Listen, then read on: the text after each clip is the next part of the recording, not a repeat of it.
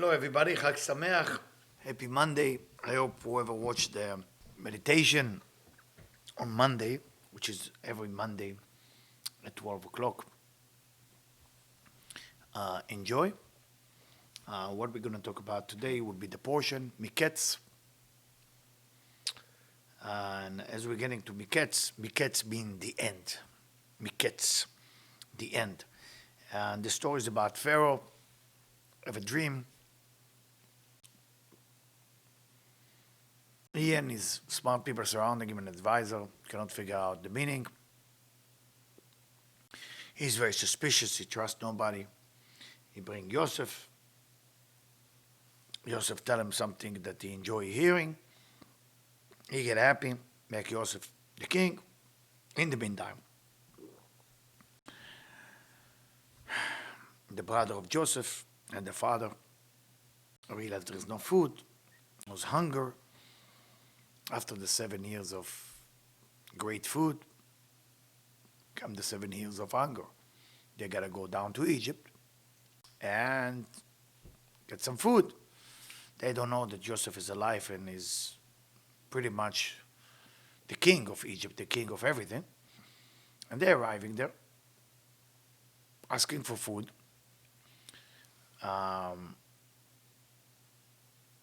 Joseph claimed that there might be spy, and to prove to them, he takes Shimon away from them, one of the brother, and say, if you are really not a spy, I want to prove that you have Benjamin among you. As you say, you have another brother. They go back to Jacob. Jacob is very angry. Why did you have to say Benjamin? Reuben, in the meantime, say, I told you not to kill him. Look what we're going through. Shimon is in prison. They are going to bring Benjamin. And that's the end of season 1. Almost sound like kind of a TV show. But of course, we are not here to tell you some story. We're here to tell you the meaning of everything, because once you realize what's the meaning, you get some joy. And that's what will be my job tonight. So, Mikketz. Let's understand what exactly happened. Mikketz means the end. In the end of what? The end of what? Rashi, the commentary, and Orach Chaim, the commentary, ask both questions. Mikketz of what? The end of what? Well, it was the end of additional 2 years in prison for Joseph. Joseph was supposed to be released 2 years before that, but because he asked the minister of drink to remember him, he was punished to get extra 2 years. It seemed unfair just because you ask somebody else to help you, God punishing you. But let's understand the essence of punishment. What is a punishment? Was that a punishment?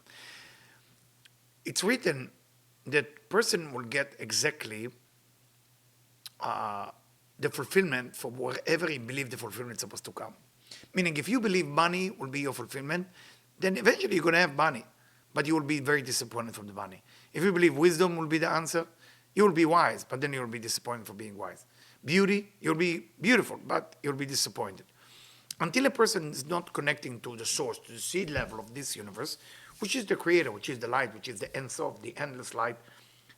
Again, I'm not here to convince you to believe in God, but I'm here to tell you that you got to find for yourself, what do you think was the seed of everything? It's got to be a seed.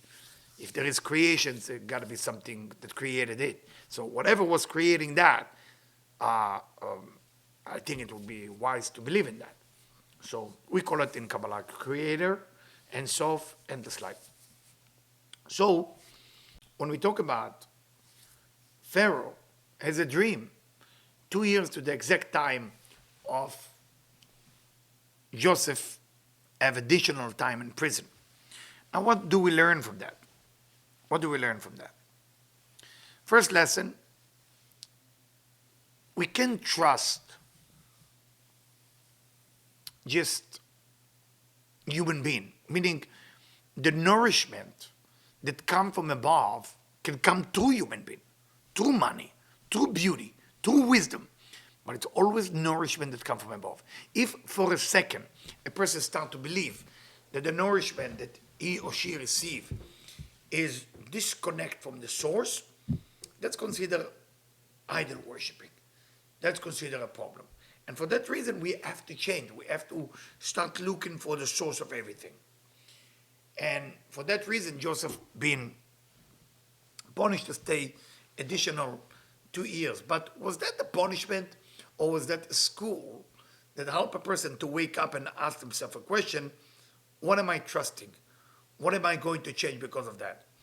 Now, why would Pharaoh will dream that dream exactly in the time that Joseph's supposed to be released from prison? In fact, that dream released Joseph from prison to teach us something, that whatever happened in our life, if we're spiritual, is always will go and serve the spiritual person. Meaning what? And what is a spiritual person? A lot of people ask, what is spirituality? What is a spiritual person? Is it somebody who just believes in God? Religious people believe in God too. So what is a spiritual person? It's to have an understanding there is a soul in the body. I know it sounds like, I believe in that.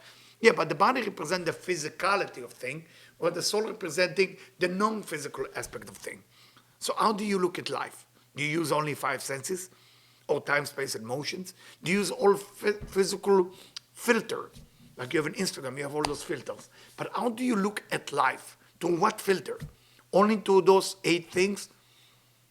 5 senses and time, space, and motion? If that's all what you are using, then most probably you experience life through the body, not through the soul. But if a person is capable to work on the stop lying, forgiving, reduce the amount of anger, being more kind, this is already the soul talking. That means you start your spiritual journey. And when you start working on yourself, you realize that there is a force that was creating this universe.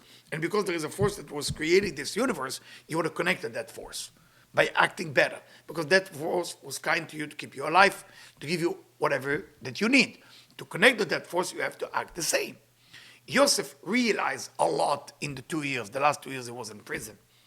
And for him realizing it, is causing the king of Egypt to dream. So who is the cause and who is the effect? Joseph is the cause. Who is the effect? Pharaoh. What it seemed on the surface. Pharaoh is the king, Joseph is just a prisoner. Right? I mean, if you look at the whole picture, you realize that you can see all kind of big shot people, smart or rich or famous, and you get nervous and you get excited. And it's not wise to do so because you're missing something. Not that you shouldn't respect all celebrity and fame and money and all this, that respect everybody, why not? And if they need respect, give them the respect they need. But keep it in a way, in a balanced way, and understand you're meeting those people for a reason, because you did something that they come into your life to serve a certain purpose. And it's happening not just with celebrity or famous people, everything in our life.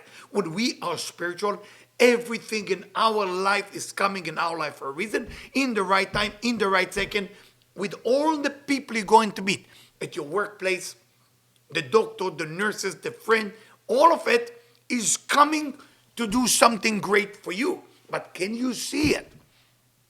Can you see that happened? And that's the beautiful about the beginning of the story, if you think about it. It's a beautiful concept. I mean, if you just think, it's just a beautiful idea.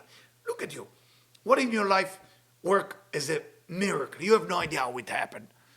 When those things happen, then you know you did something spiritual, and this is basically was there the whole time. So the spiritual act just removed the layers that you will be able to see that the reward was there to begin with, from beginning. Now, if you look at the beginning of Pharaoh, dream, simple dream. What is a dream? I mean, if you ask Freud, it's something that you think about it the day before, or week before, or 2 months before, or 25 years ago, and you dream about him. Then you have a dream that comes as a lie, meaning the prophecy that will never happen. So it can come as a fear, as a weird dream. And then there is prophecy. Prophecy, 1 of 60 of prophecy can come in a dream, which is tremendous. So you have 3 types of dream.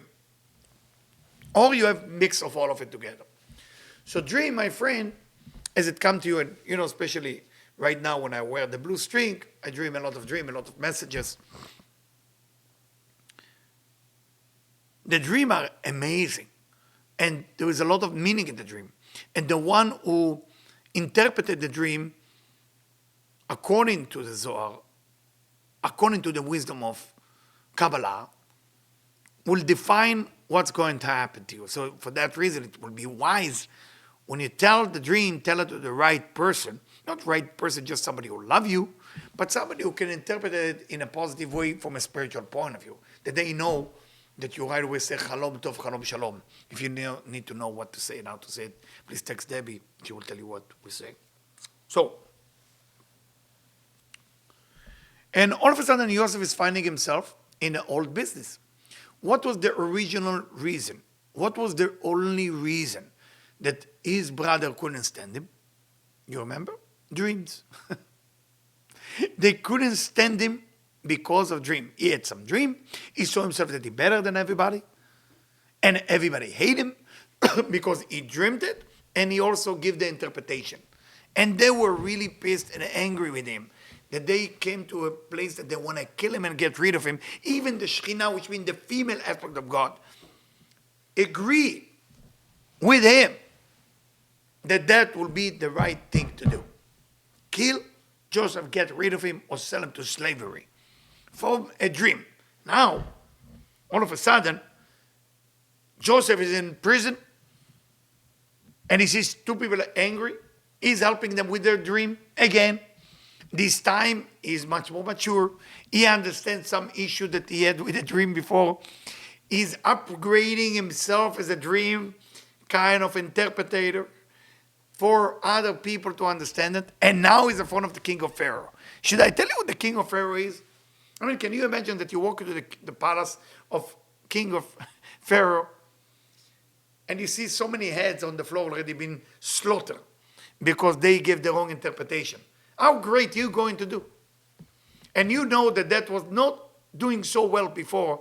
About 22 years ago, you did really terrible that even your brother couldn't stand you.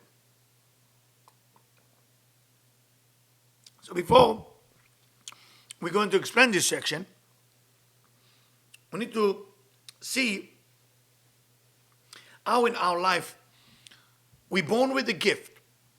Then that gift has been used in the wrong way and it turned into a curse. Can that curse turn back to become a gift? And that's the story of Joseph. Joseph's gift was prophecy. He was using the prophecy a little bit with ego, a little bit. Not that we are here to judge, but that's what the commentary said. Because of that, he was sold to be a slave. The one who bought him to be his servant just want to make love to him. It's the man who want to make love to him. That's the only reason he bought him. He didn't buy him for cooking or wiping the floor. Eventually his wife liked him, tried to rape him. He ran away, ended up in prison for the claim that she said he tried to rape her. The Me Too campaign was not born yet. It was the Me Too campaign. There was no lawyer for Joseph. So they put him in prison. Then he come out, dream again. Woo! They tell him that Pharaoh, the king, has a dream. Now what would you do when you know your gift is prophecy? You can tell all the time the future to the dream of people. But you know you didn't do so well with that gift. Are you going to use it? Or are you going to bury it? Good question. I'm not going to answer it because I don't know the answer for that. But you should take some time and think about it. What was your gift? And did you bury some of your gift? Did you bury some of your gift? And if you did, why did you? And the question is, the biggest question, for how long you going to bury your gift? For how long you're going to bury your gift? I have one of the best jobs, thank God, in the world. Because I help people. And I meet people. So I meet people from all way of life. And when I talk to people, one of the sad part that I hear, that people with the greatest gift all of a sudden want to become something different. And that's, my friend, make me sad. Because how can you bury your gift? How can you bury your gift? How can you bury your gift? Because you had a bad experience? Because you couldn't make money off it? Because all of the because. I remember when I studied astrology and palm reading and face reading, I was with my friend in the northern part of Israel, and he was going through a terrible time relationship. I was almost 18. And I gave him a reading.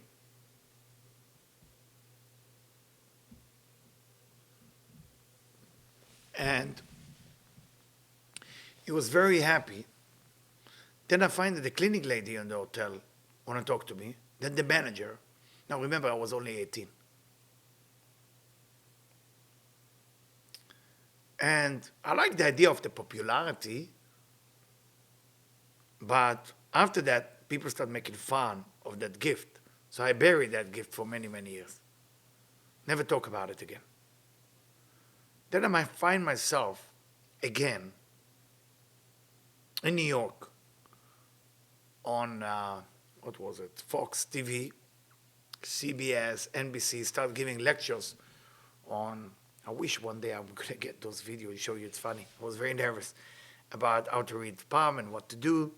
Then I found myself in a show, on TV show in Canada, and a radio show in different places. And when I saw that, so I remember I said to myself, Eliyahu, you buried that gift for many years. And look where you are. It was a lady in Toronto, drove me from Toronto in a snowstorm for about almost 2 hours to a TV show and radio show. And on the way there, I had some doubts. Maybe I don't need to do that. We all have a gift. And you gotta find a way. What is your gift? And reveal that.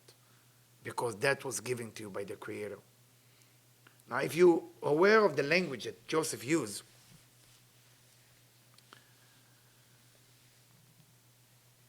is instead of solving the frustration that Pharaoh has for not have the right interpretation to the dream, he answered Pharaoh in a weird answer. And he tells Pharaoh that he will speak, but the one who interpreted the dream will not be him. It will be God.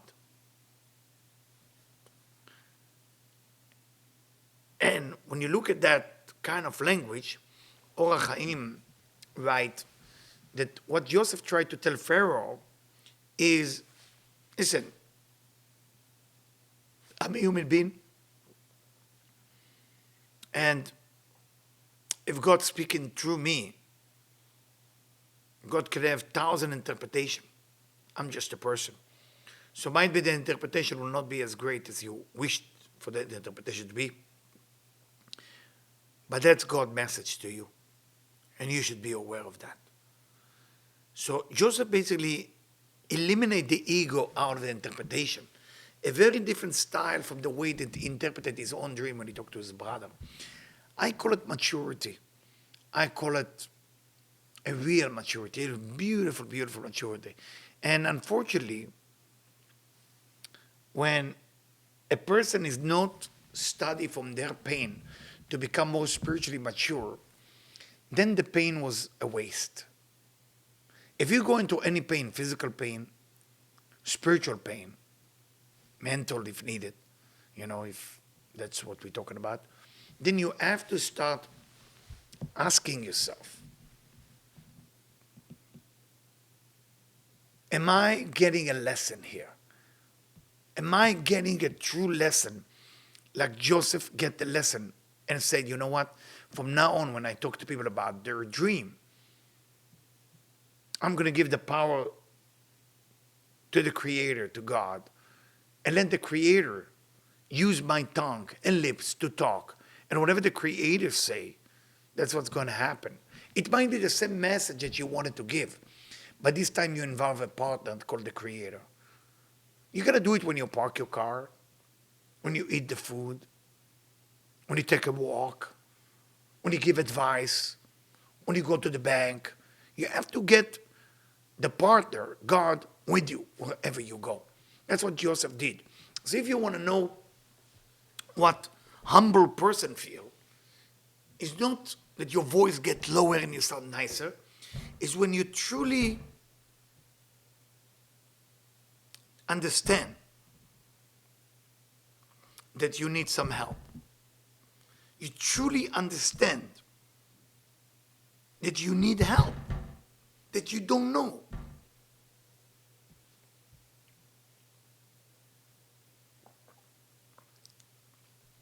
Lately, the Creator sent me a lot of wonderful people that I start meeting. Like really, really wonderful people. When I meet those people, I'm asking myself, what is the lesson for me from those wonderful people who come to see me? There's so much lesson, and they're so sweet. When I look at the COVID, when I look at the Corona, I'm asking, what's the message for me? What's the message for my family? What's the message for my neighbors? And everything that happened is for the good. But of course, it's our job to be like an archaeologist, to look and dig in to find what's the good about what I'm going through. Everything is for the good. Everything is for the good. Everything. So just maturity of a person, when you talk to a person, you realize, yes, I know how to read hands. I know how to read palm. I know how to read face. I know how to read astrology. I know how to read cards, tarot card. So, was God part of that reading or not? That's how I do it. I remember that one time we were here on Pico, and we went to buy lulav and a trog about 3 years ago. It was very late at night. And somebody grabbed my hand and said to me, "Let me read your palm." And my two sons were there. And they find it weird. They know how famous I am as a reader. And they saw that I was very kind to the person to let him read my palm for 20 minutes. Which I didn't come for that. I came to shop for lulavim for my community. My son, who you know him, very mature spiritually, on the way home, finally asked me the question, say, "Why did you do that? You know if it's good or not good. You know if it's real or not real." And then he asked me, was he any good? I said, it was okay. He said, so why you let him read your hand? I said to him, the gentleman is in severe pain. His wife leaving him soon. I read his face in hand while he's reading me. And I had to give him some type of joy by him telling me what's going on in my hand. And I get the biggest hug for my son. Well, what can I ask for more? You know? Because my son didn't see me, father is different than a teacher. They see you as a father. So when they see you outside, it's a very, very different person. And that gentleman saw me, and that's closed the circle. About 3 months ago, I was in a corner in Pico, and he was stopping the car and said, "Eliyahu, you remember me?" And my son was with me. I said, "Yes, how was everything? Is things better?" And then he told me, "Oh, she left me with another man," the whole story. So I'm sorry to hear that. And I looked at my son. I said, "Remember, that's the guy from the Trogim." I said, "Yeah, I remember." Sometimes you gotta be kind to people, even if you don't see. You gotta be giving them that spiritual maturity. It's more than all lectures. Gotta give. Gotta give. I remember that one time a gentleman come to me about his wife having a baby. And I saw that might be complication, but I couldn't say. because you're not allowed to say negative thing about pregnancy. In the end, the pregnancy didn't work. And at that time, I could talk to him a little bit better. I said to him, listen, there's a problem here and there and there, and I start to explain to him. And of course, you should ask, why didn't I tell him that before? Because he was in the excitement of the pregnancy. I couldn't break his heart then. And this is called spiritual maturity. Joseph in prison developed a spiritual maturity. He's turning from a dream interpreter into a person who gives advice in the best way so the person can hear, by making God his partner. Because in the end of the day, we don't know anything. But when God comes to us, we know everything. So let's read the Zohar. I'm reading now from verse 58. Rabbi Chia Amar, Paro רצה לנסות את יוסף. It said the truth of the matter is, Pharaoh was tricking Joseph when he calling him from prison. החליף לו דברי החלום. He changed the entire dream. Purposely for Joseph, he didn't tell him the whole dream. He mixed the all words of the dream to confuse Joseph. ויוסף מישהו שהיה מכיר במדרגות המרוזות בחומו. But Joseph was not listening to the story of the dream. He was such a high level, such a righteous man. He was able to look into the ספירות, into the מדרגות. מדרגות mean layers and levels. הסתכל בכל דבר ודבר. He looked to every little detail. ואמר כך, ראית וסידר כל דבר ודבר. He said, listen to me, King Pharaoh, with all due respect. What you telling me was not exactly the way the dream went. It's missing something. And he started to arrange all the dream for him. And for that reason, Pharaoh answered him, אחרי הודיעה אלוקים אותך. Pharaoh answered him, after I see that God told you all of it, that how exactly was the dream, משום זה אמר את כל זאת, ידעת איך היה החלום וידעת פתרונו. Not only you knew exactly the dream, even I tried to confuse you. Not only you knew the dream, you also knew the solution, what's going to happen in the future. And that was what made Joseph. Pharaoh was not stupid. You don't take any person who read your palm or read your cards to become the president of the United States. I mean, well, it's a different story here in America, but at that time you don't take anybody from prison and put him as a president. Okay? So he'd say, ראה שהוא טעה, כי דבריו לא היו באותו הסדר שנוהג באותו מדרגות של החלום. Joseph saw that the king is mistaken. It's not true. ואמר לו, לא, כך ראית אלא כך. He said to him, I'm sorry, Pharaoh, but what you say, the way you told me the dream was not exactly that. So that's the way you dream. Similar to what Daniel, said the Zohar, did with Nebuchadnezzar.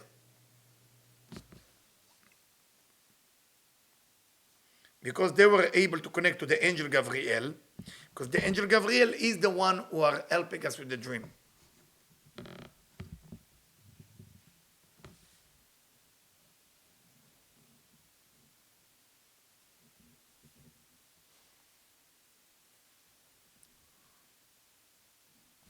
For that reason, verse 64, Pharaoh made Joseph in charge of the entire land of Egypt, and he told him that your mouth will tell everybody what to do. Why the mouth? Asked the Zohar. Because that mouth never kiss a sin.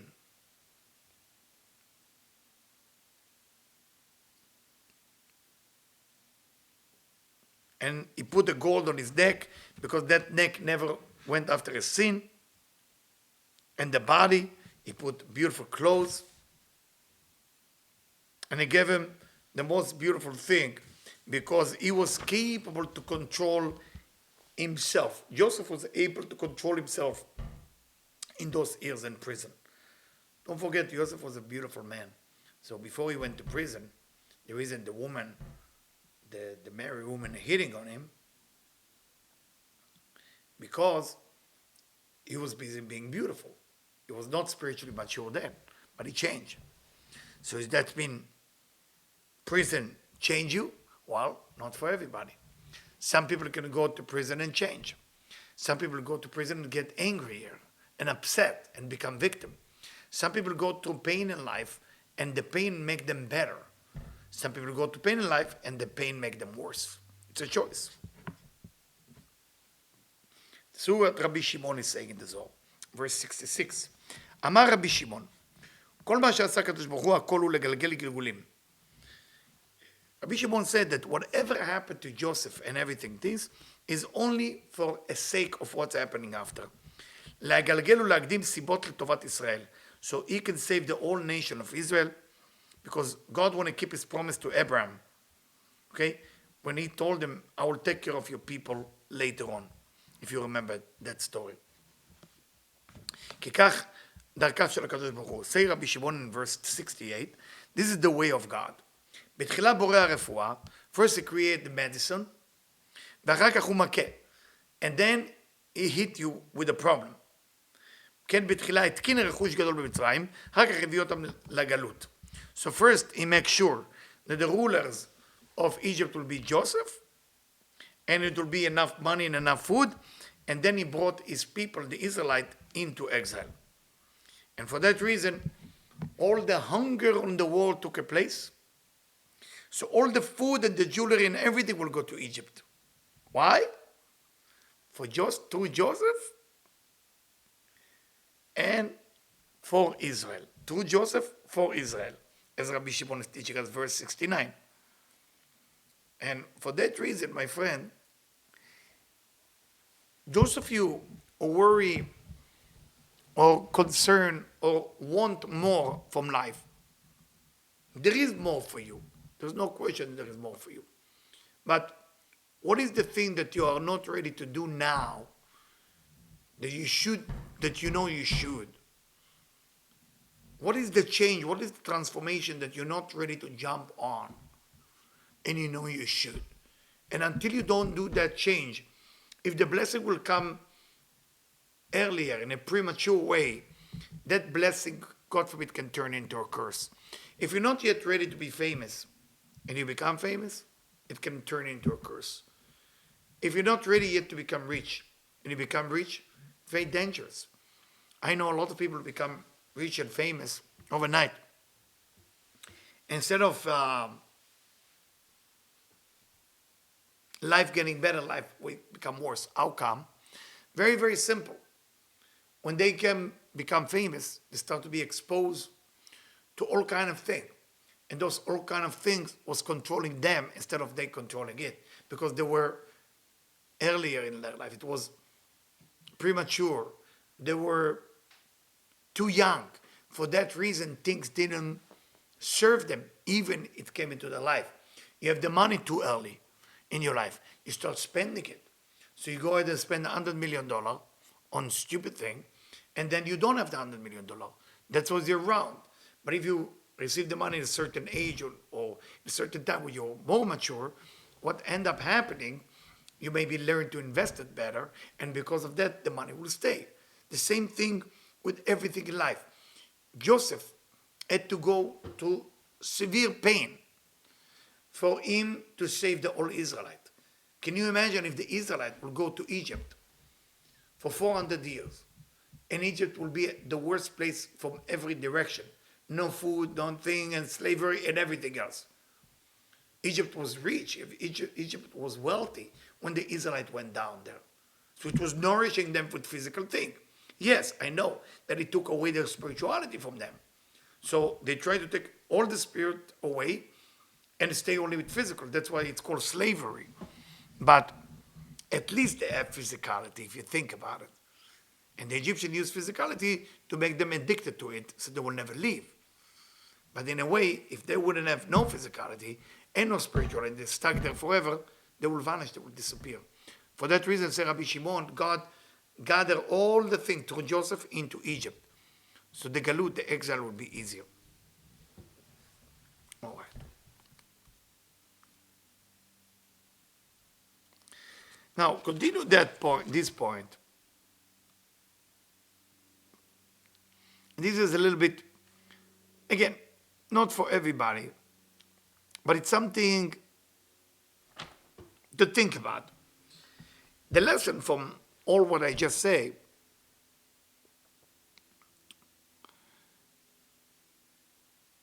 when there is a problem that other person has, and you hear about it, could be that you are the solution for that problem. Not from an ego place.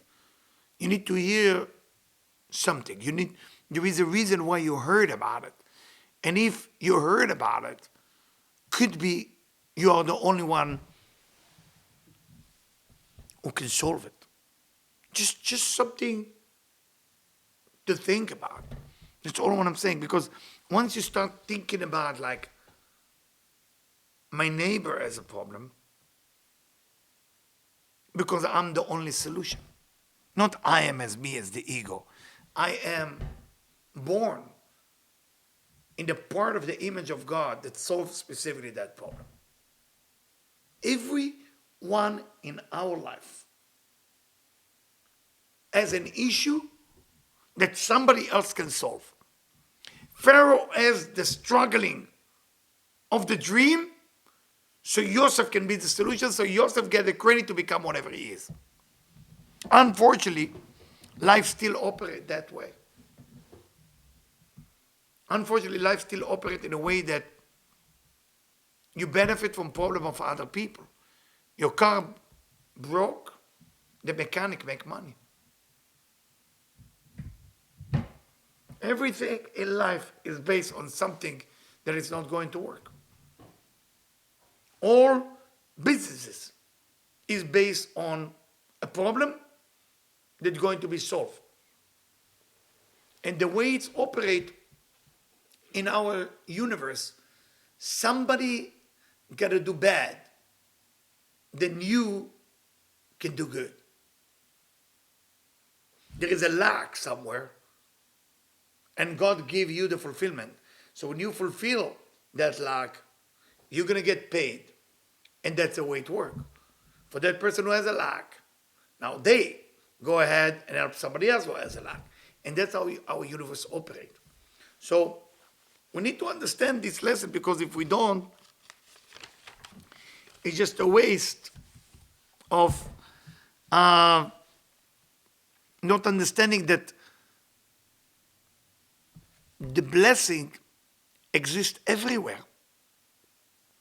And it's up to you to look at problem not like a problem.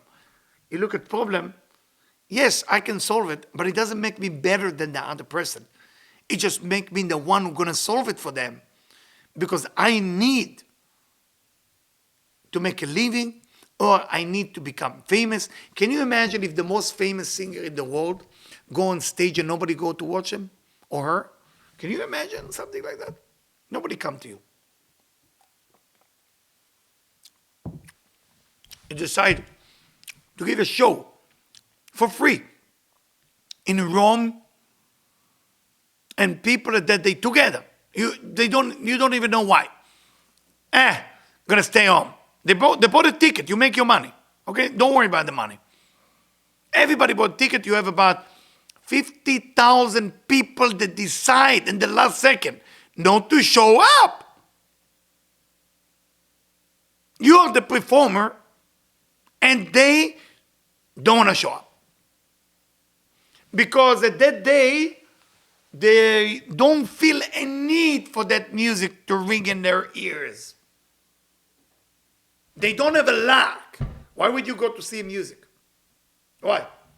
Why do you listen to music? Why? I mean, between A minor and C and G and woo, and the singer screaming, woo, and people are happy.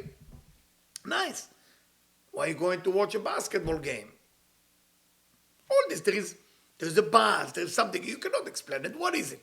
Can you tell me what it is? There's no name for it. Energy. Energy of gathering of people together. You want to know where the energy comes from? Not from the singer, from the people. People. What you feel in the stadium is the people, not the football game. Not the 11 people running on the grass. The people who's watching and concentrate on that football game or basketball or singer. Because we human beings have power that cannot be even explained yet. Can you imagine when all humanity focus on one thing? Goodness, love, forgiveness. Do you know our power? Can we cure the corona as one unified soul? Of course. But what is harder? To invent the vaccine or to unite 7 billion people? Vaccine. It can unite 7 billion people. Everybody will come up with an idea. Why not now? Try to unite 10 people. That's why in Judaism there is something called minyan. When you get 10 men together. Get 10 men together, you gotta pull a teeth. Hey, can you come? I'll give you bagel. Can you come? I give you bagel with cream cheese. How's that?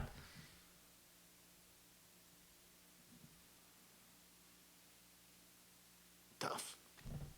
For that reason, somebody is lacking something. Now the singer come to see somebody like me, call me Eliyahu.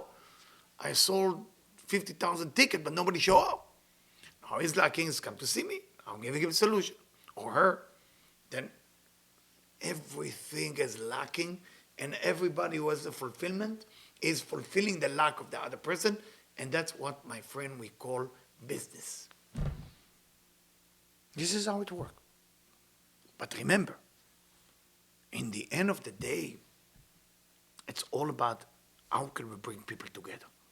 Nothing would make me more happy than to see more and more and more people listening to my lecture, coming to meditate and pray with me in the morning. People ask me, what do you want for your birthday? What do you want for Hanukkah? What do you want as a gift? I said, people. We get more people. That's my gift. More people. Because once we have enough people, we can make a difference. Once we have enough people, we can make a difference. Whatever it is, the number, 170 or 710.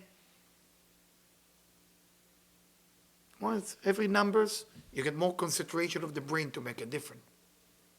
And if you're listening to me right now, and you already didn't text anybody, don't take it the wrong way. It's Hanukkah. My wife asked me to talk nice. You dead. My wife asked me not to do it, so I'm doing it anyway because she cannot control what I'm going to say. She's only watching me. If you don't know how to share a message with another human being while you're watching it, then why watching it? Just turn it off. Go eat some ice cream. Go to your Netflix addiction and do what you do best. Passive. But if you want to change the world, make it a better place to be, start doing something. Don't come up with idea and marketing and how to do. Forget that. Forget that. You don't have 10 friends. You don't have 5. You don't have 1. What, everybody hate you? You better come and see me. I have to coach you. Teach you how to make people like you. What is that? Start spreading the message. Not to make me famous. Because if we gather more people around that message, we can make a difference. My dream, that everybody that eventually surround me, after we get to the number 150, I want those 150 to start teach. I cannot do it alone. And also 150 will get 150 themselves. And then we spread the message to the world. It's not about religion. It's about spreading a message of unity. So if you're sitting, just listen to my lecture, you're not getting anything. You're going to share it on the spot. That's the real work. What you get from the lecture, you need to get 1 minute from the lecture. 59 minutes sharing. Later on, you can listen to the whole lecture. If you need to listen to it more than 1 minute, you're dead. I don't care how many pictures you put on Instagram. You're dead. You're already dead. You don't exist. The people who exist are people who are sharing. If somebody like King Solomon or Rabbi Ezekiel who lived 38 years, share more than any rabbi you can imagine. Because they were not dead, they were alive. Those 38 years was living life because you share. That's what Joseph did. He shared God with Pharaoh. He wake him up. That's why Egypt become rich. That's why he could bring his brother in. That's why he could bring the whole Israelite in. Are you sharing? Or are you just sitting and what can I get from it? And if you're thinking in a way how things going to work out according to the rules and the regulation and the thing, you're never going to get anywhere. Never. Not maybe. Never. Let's start like never. You want to help someone? Find a way to do it. Find a way to do it. You want to bring people? Find a way to do it. What's the way to do it? Well, if I need to tell you, even if you're going to do it, you lost. Do it. Come up with ideas. And don't tell the idea, hey, listen, Eliyahu, I have 5 ideas for you that I want. I don't want to listen to your idea. I want you to do it. And then tell me if it's work. Don't give me your ideas and let me practice your own idea. Do it. Bring people to spirituality. Bring people to make a difference in the world. Don't teach me how to raise money. Raise money. Do it. That's what Yosef is all about. Not advice and you dead. How old are you now? I don't know who's watching it. 27, 20, 18. I have somebody who's not 18 and is already dead. I have somebody like that. Already dead. How dead? It's so dead that when I watch him, I want to fall asleep. And we have many years apart between us. If you're 18, you're going to wake up at 4 a.m. and get excited about life. How can somebody who's 18 years old going to tell me I'm tired? I'm tired? Huh? 18 years, I'm tired? I'm tired. When I was 18, I didn't understand the word tired. I was awake for 48 hours, walking the street, understanding what life is all about. How can you be tired? What are you going to say when you're 55? I'm dead? Wake up, people, and wake up fast. Corona is almost over. This whole thing of the illusion of the Corona is over. What are you going to do next with your life? What did you do different before Corona? Not you had an office? Ooh, wow. You walk from the house to the office. Ooh. You have a parking spot. Woo! You did it. You got a parking spot. That's a change of life. You park your car. You go to the office. Right? You grab a coffee. The whole American dream. The coffee like this. Macchiato, paquetoto. Two shot this. Kimmel, that. Tall. Yeah. People love it. What an illusion. What an illusion. Life is the impact. It's not your coffee jar or your office, how big it is, or if your soft chair is turning this way or that way, or if you have the big screen computer. Making a difference. Look at your life. 2021 is coming, knocking on your door. What are you going to make a difference in this world? Or it's going to be the same. Do you have the spirit of Joseph? God is a partner, and start making it different. Usually, I don't give those messages in LA. I don't give those messages in New York anymore. Unfortunately, people become breakable, They become fragile. They break. You remind them what they need to do, they fall apart. But if you really want to make a difference, Hanukkah is the time to commit for that. Joseph and his brother, the story continue. He says he saw his brother. What does that mean, he saw his brother? He saw them as a brother, meaning he didn't look at them bad. Then he took Shimon to prison. Why Shimon? Tell us the Zohar in verse 165. Why Shimon? He locked him up in prison, so they're going to get scared. But then, after they all left, he started feeding him himself and giving him drink. Because he was scared about his brother. Even Shimon was the cause of him would be sold to slavery. And that's what makes Joseph unique. Would you do it? Would you do it? If you couldn't do it, you think small. If you cannot forgive, you think it's small. If you cannot move on, you think it's small. Debbie is creating a calendar now. This calendar will be available hopefully January 1st.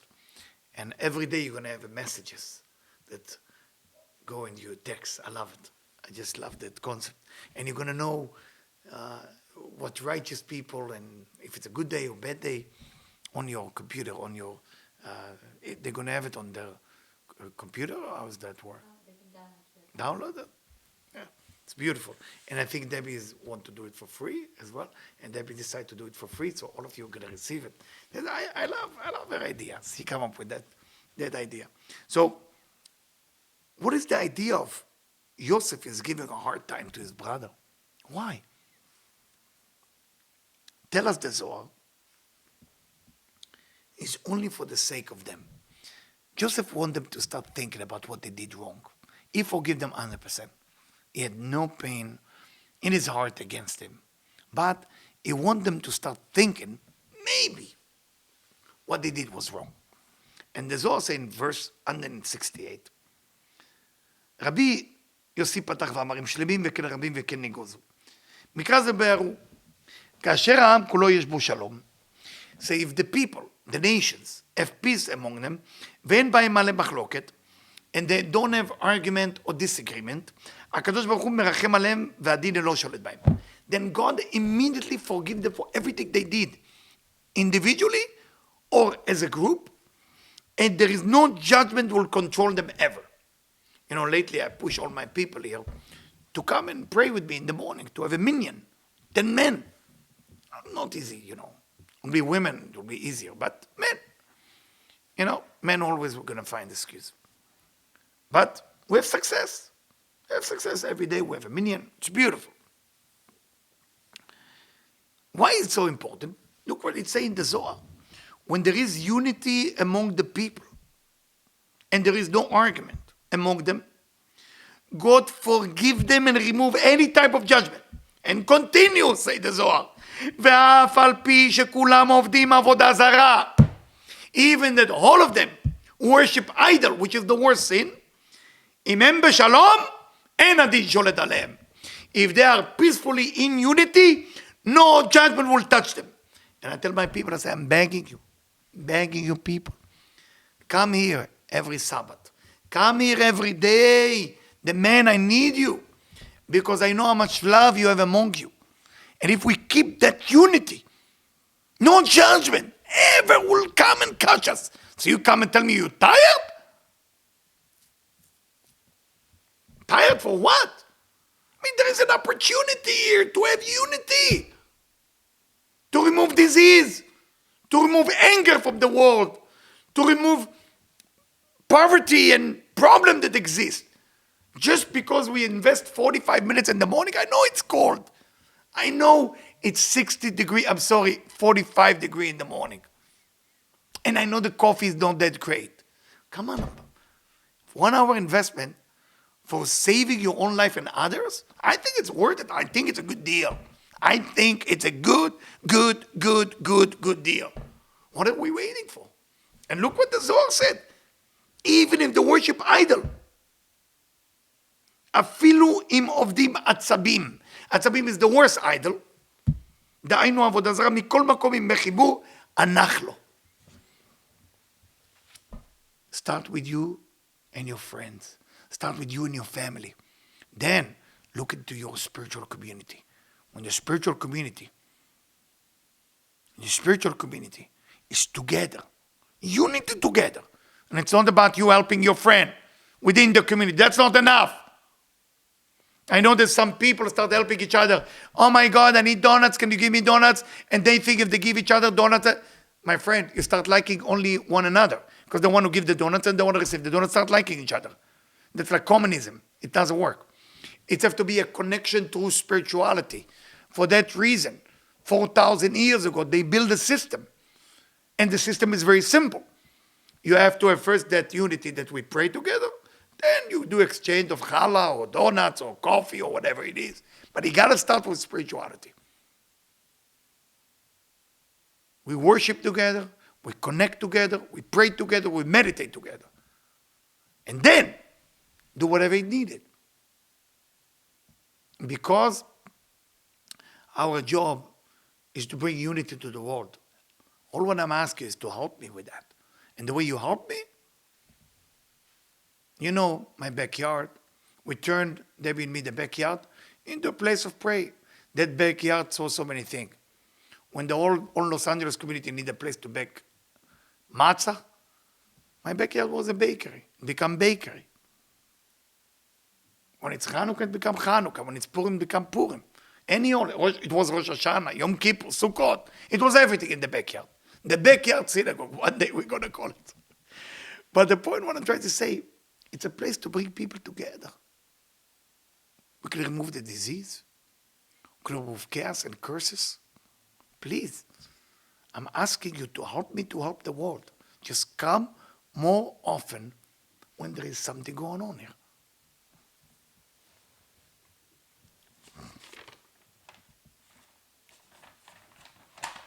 My friend Michael was pushing me to read this section. I didn't read the whole section. And he told me somehow it's connected. And it's a section from Likutei Moharan. I don't have the exact page, I'm sorry. So it says,